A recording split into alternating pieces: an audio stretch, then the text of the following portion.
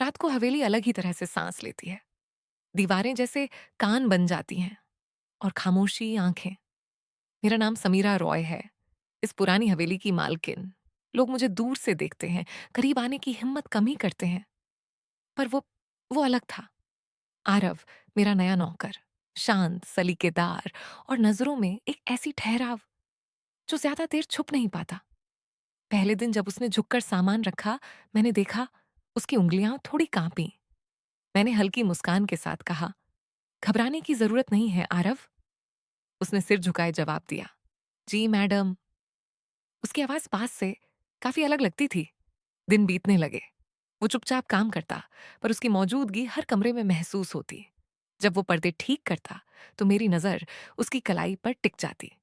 जब वो पानी का गिलास बढ़ाता तो उंगलियां बस एक पल के लिए छू जाती। वो पल थोड़ा ज्यादा लंबा लगता। एक शाम मैं खिड़की के पास खड़ी थी। बारिश शुरू हो चुकी थी। आरव पीछे से बोला, मैडम, ठंड लग जाएगी। मैं मुड़ी। हम बहुत पास थे, इतने पास कि उसकी सांसें मेरी गर्दन तक पहुंच रही थीं। मैंने आंखों में आंखें डालकर कहा, तुम्हें लगता है मुझे ठंड लगती है? वो कुछ नहीं बोला, बस निगल लिया। रात को बिजली चली गई। हवेली अंधेरे में डूब गई।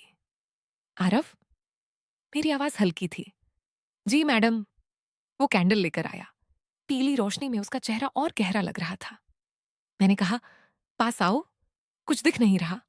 वो पास आया, बहुत पास। कैंडल की लौ कांपी, या शायद हम। मैंने उसकी बांह पर हाथ रखा, बस सहारे के लिए। उसने हिलने की कोशिश नहीं की। Close up tone. उसकी आंखें मेरी पलकों पर टिक गईं। मेरी सांसें थोड़ी तेज हो गईं। मैंने धीमे से पूछा, अगर मैं कहूं कि यहां रुक जाऊं? वो बोला नहीं, पर उसकी उंगलियां मेरी कलाई को हल्के से थाम गईं। बस एक पल, पर उस पल में बहुत कुछ था। अगले दिन वो नजरें चुराने लगा। मैंने नोटिस किया। मैंने कहा, मुझसे बच क्यों रहे हो आरव? उसने कहा, मैं आपकी नौकरी करता हूं मैडम। मैं मुस्कुराई, और इंसान भी हो। उसने मेरी तरफ देखा, पहली बार, सीधे। रात को मैं लाइब्रेरी में थी। वो चाय लेकर आया।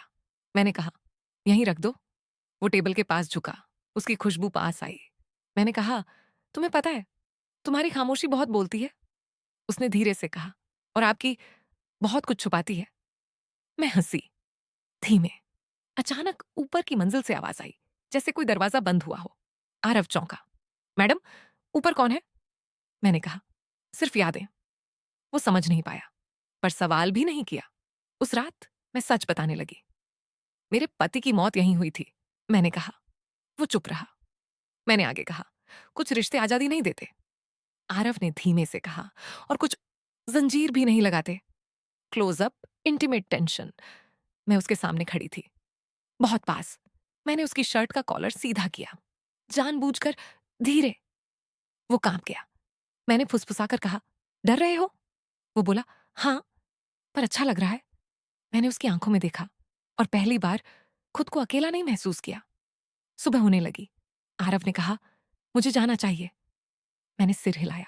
वो मुड़ा, दरवाजे तक गया, फिर रुका, पीछे मुड़ा, बस देखा, कुछ नहीं कहा। हवेली आज भी खामोश है, पर अब वो खामोशी भारी नहीं लगती, क्योंकि कुछ लोग नौकर बनकर आते हैं, और कुछ दिल के बहुत पास तक। आवाज धीमी होती है, हर नजदीकी मुकम्मल नहीं होती, पर कुछ जिंदगी भर महसूस होती है।